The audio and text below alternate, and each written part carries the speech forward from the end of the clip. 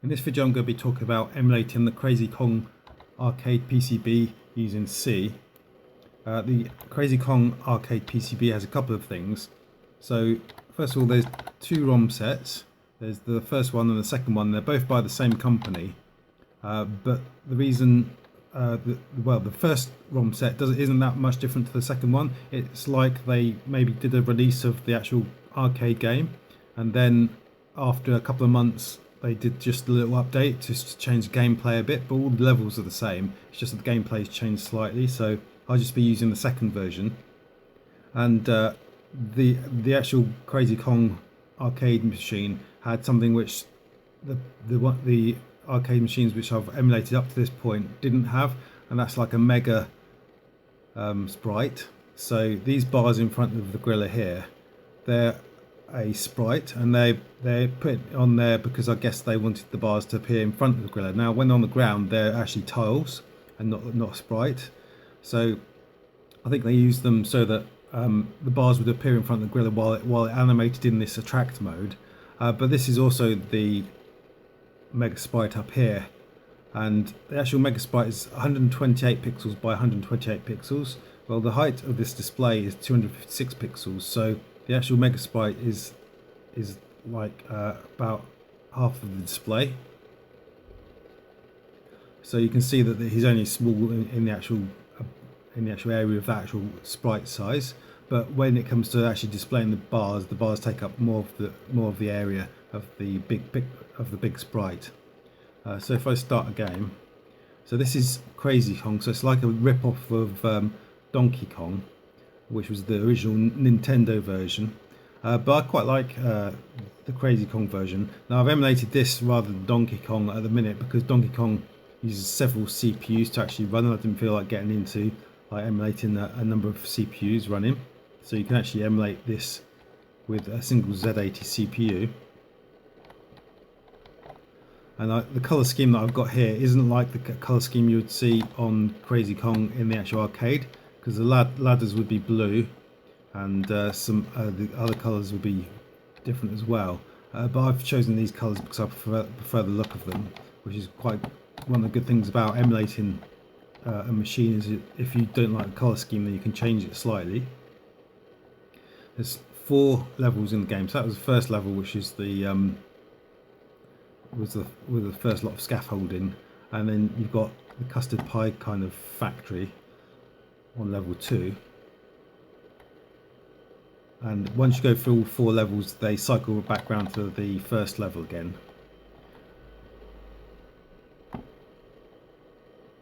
So the third level, which I'm going on to now, which is like where there's lifts which you can get onto, and it's actually not too difficult, the game, on the first time round the levels, but then when you come to the second time round the levels, it becomes a lot more difficult. And as you can see at the top, they have the big sprite of Kong at the top of each level. On the last level you saw him, he was actually animating from left to right,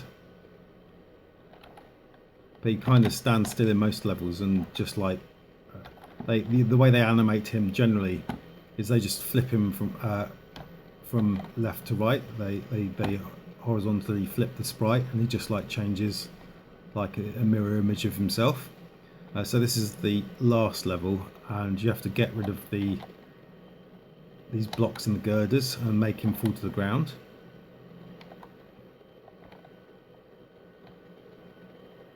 So this is how the actual display works on the PCB. So it displays most of the display using the tiles, which just static and go across the screen like this and display all the background. And then there's sprites which appear in the foreground, and they are 16 by 16 pixels. So the tiles are 8 by 8 pixels, and the sprites are a set of 4 tiles, but they're actually controlled separately on the PCB, and you can move them pixel by pixel, 1 pixel at a time, so they can animate better. And all of the sprites are made up of the same thing, and you can actually just change the XY location, the colour of them, and the actual identification of the sprite that's actually been animated there. And then on the Crazy Kong PCB, you've got this very large sprite as well. Well, the actual size of it is bigger than this yellow square. It's probably a quarter of the display. And you can control the XY position of the sprite and change the ID of it as well. So the actual graphics in ROM are held in a sprite and tile ROM, and the actual sprites themselves are made up of 2 bytes. So the 2 bytes give 2 colors of, or 2 pixel bits of color. So that's 4 colors in total. So each sprite can be 4 colors. So you can see here with Mario, he's got red on his trousers, blue shirt, pink face, and then the 4th color is always black, which is a transparent background basically. So it's not really black, it's just transparent, and you see background through it. So that's the 4 of the colors. And then in the actual memory for the actual sprites here,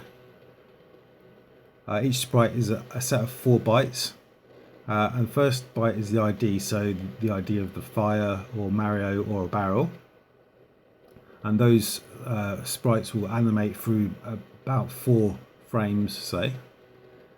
Then you have the color byte, which is an additional number of bits of color information. So you've got 2 bits here, and then I think you've probably got about 4 bits here, so that's 2, 4, 8, 16, 32, 64. Actually, I think that on Crazy Kong there's 3. So normally on arcade PCBs, the actual sprites are done pretty much very similar to each other, and you get different number of color bits being represented here depending on the arcade machine you're actually using.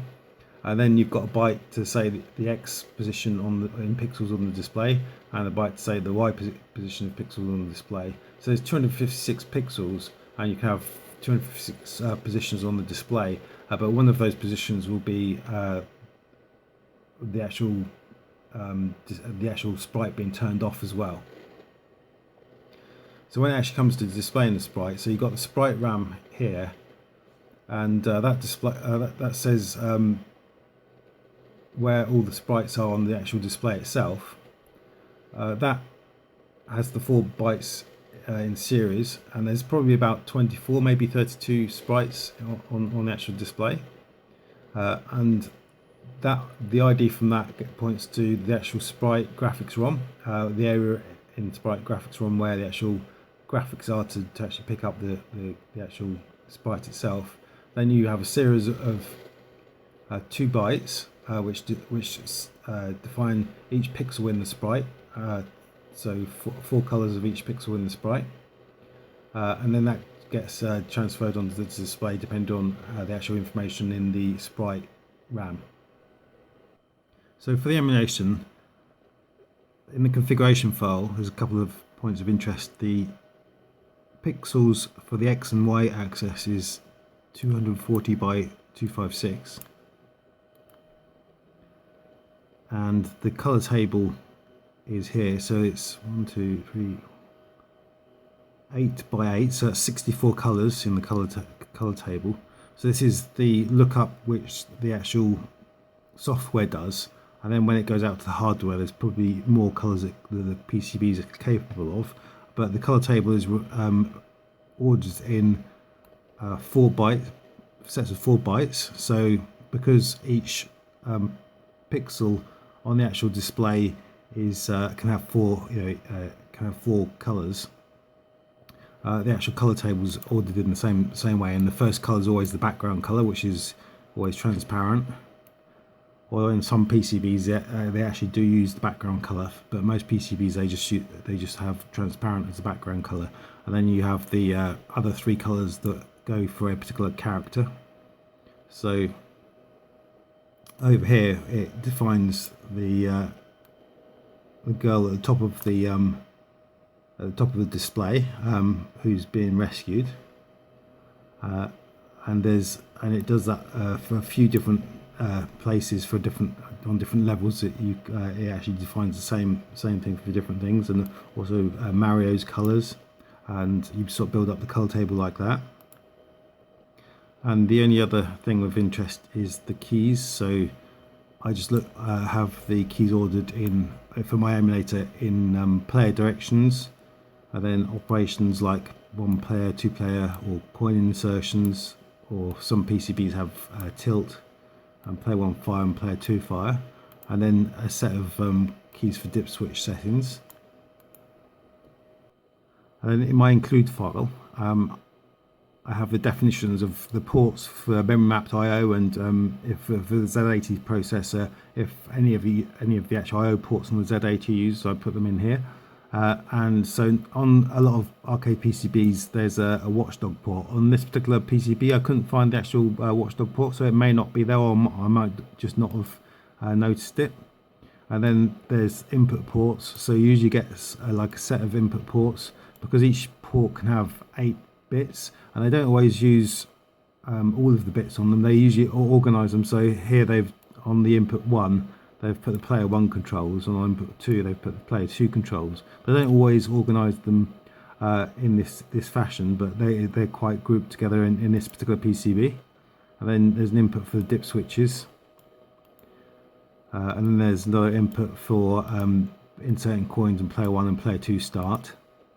And then below that, these are just for my actual emulator itself, for key presses, what the keys are that come back from in the previous file, the configuration file. This is what was defined in the matrix, so I can look up particular matrix rows. So there's the key operations, there's the player operations, and which values I expect to get for in each row for the actual operations themselves.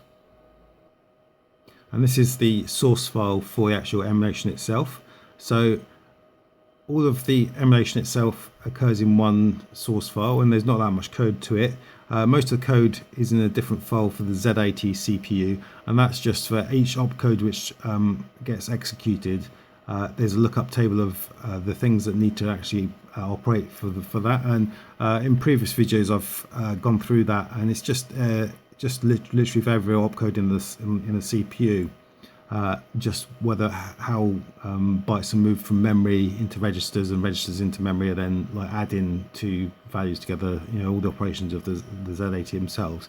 And then the Z80 calls back into the actual emulation, whichever emulation I'm running, and I'll show you where it actually registers for the callback. So at the very top, so this is the start of the actual execution. It just sets up things like the display.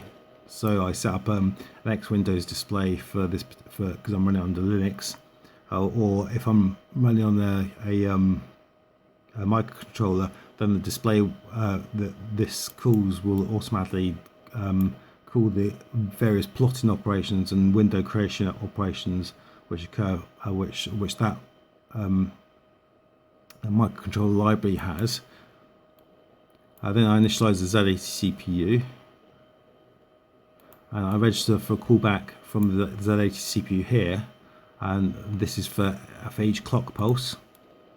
So the clock callback. So every time the Z80 does an operation, like an opcode in the Z80, it calls back into this emulator further down in this file, which we'll get to in a little while, so that I can perform whatever operations I need to for every clock pulse of this particular PCB emulation.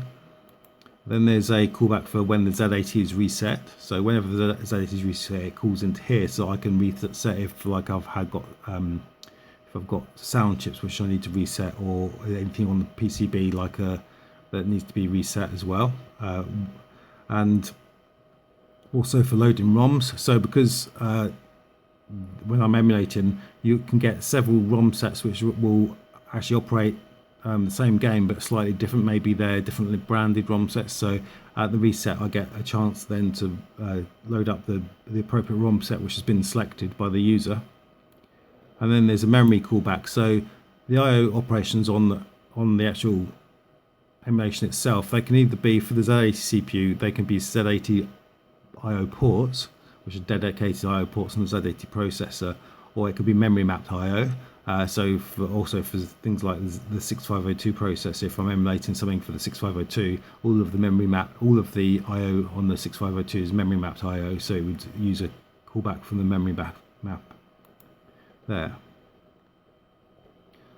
Then I start the actual execution of the emulation here, So everything is controlled from the CPU. So this will go off to the Z80 CPU. It will start executing bytecode from the ROMs which have been loaded, and will call back into this emulation each clock cycle, or every memory access if it's doing memory mapped I/O. And once it's finished doing that, I just clean up before I execute, before I terminate, go back to the operating system. So this is the reset callback. So whenever there's a Z80 CPU reset, and that will be at the start of the emulation as well, it will call into here. And this is very simple on this PCB emulation, because all I'm doing is loading the appropriate ROM set. So in my emulator, I can bring up a dialog where I can select the ROM set, or actually at the start of the actual emulation, it will load up the default ROM set. And here it just loads whichever one's selected into memory. I just keep a note of I/O addresses here. So if you look at my other emulation videos, you'll see in this reset procedure, there's a lot of comments where while I've been working out how to actually emulate a PCB, I build up the memory map, and I work from that. So this is the memory map callback. So all of the I/O operations on this particular emulation are all memory mapped. So in other emulations, like on the Space Invaders one, there's actually dedicated Z80 I/O ports which are used to do I/O, and also as well as memory mapped I/O. In Crazy Kong, it's just memory mapped I/O. So in here, if a particular address is accessed, so when the Z80 is emulating, if it gets an instruction to read a memory address, then it will call back into this here.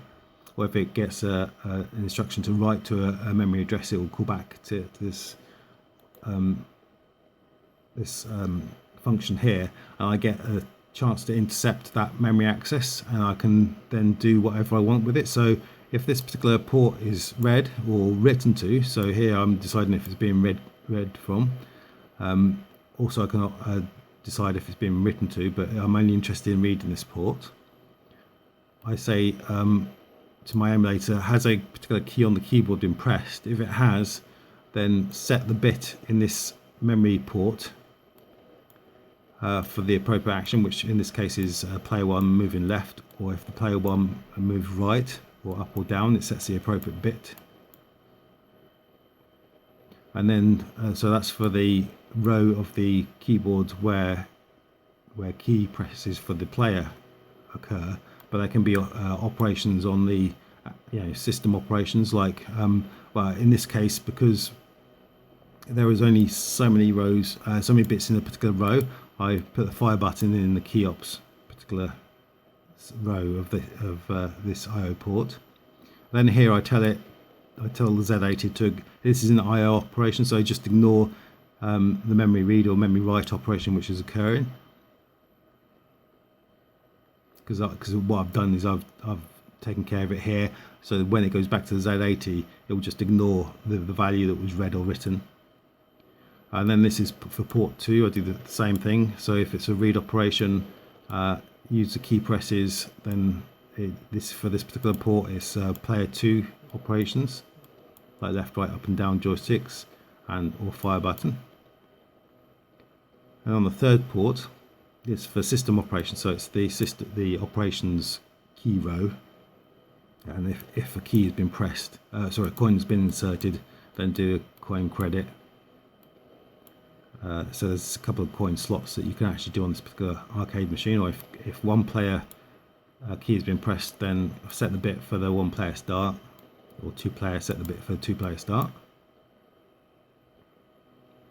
And this is for the dip switches, so there's a dip switch port particularly dedicated on this machine. So sometimes the dip switch is actually mixed up with the normal operations ports. Just they use up the bits which are spare in the normal I/O ports, just so that they don't have too many I/O ports, just to reduce the amount of stuff that's occurring on the PCB. But this is all laid out quite consistently on this particular PCB, where the dip switches are just in a dedicated port for themselves. I don't know where I couldn't detect if there was a watchdog operation on this PCB, so I've just commented it out here.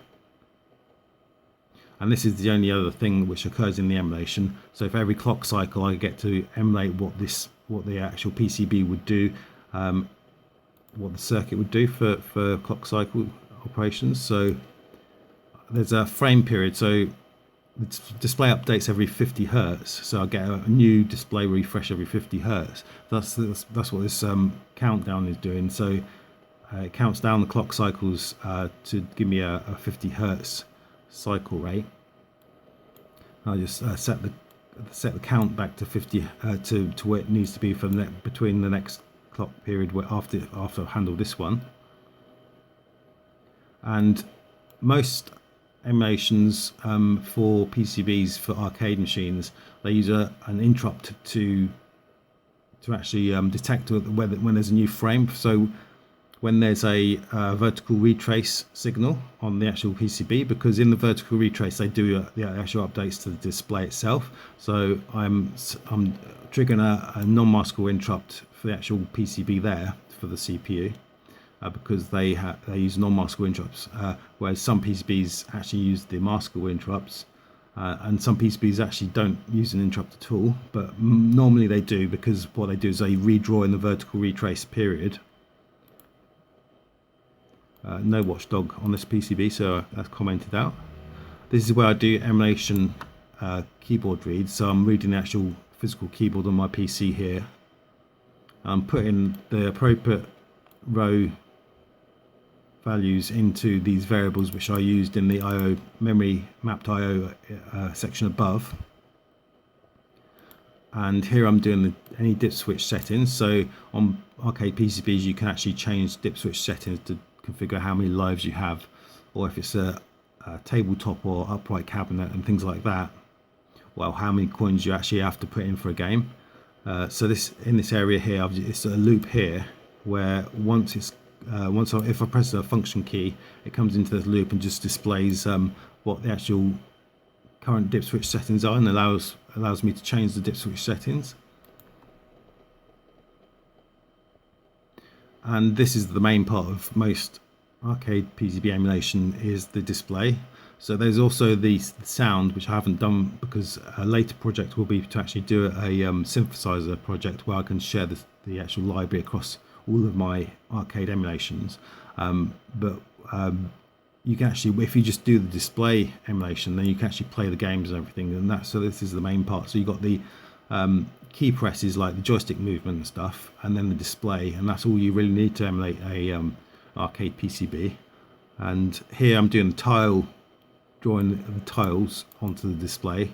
So for every X position for the tile, and for every Y position for the tile, so it goes down the display, displaying, updating the actual tiles. Now this is a bit that's slightly different to previous videos which I've done, is that normally the tiles, one ROM area is enough to store all of the tiles for the particular game, but in this game there's so much graphics that actually these tiles are spread out over several ROMs, so I'm deciding which ROM I need to use for the actual tile graphics here. And that's all comes from, like, when you read a byte from memory for the tiles, there's other things encoded into that byte, which would be like color values, or if the actual tile is flipped in the x-axis or flipped in the y-axis, so that you can have like little individual bits which define that. And then it's simply a matter of going through for every, because each tile is made up of 8 bytes, or actually 8 pairs of bytes I should say, because each pair of bytes indicates 4 colors for each pixel. So 8 pairs of bytes, which gives you 8 pixels across, and then there's 8 rows of pixels, so you've got an 8 by 8 pixel character, so I'm going down the rows of characters here, and all I do is read the pairs of bytes that I need here. I make up the color from the color address from display memory, which we got from up here, so they're getting the byte from display memory there, of which we get a basic 3-bit color, and then we add the 2 bits of pixel color here and here, which makes up the total color for the actual pixel which we want to display. And because I say if there's a color, so if the value is 0, it's basically transparent, so we don't display a pixel, and that way you can see through to the background if a pixel doesn't exist. And then we just do a plot of the actual pixel itself.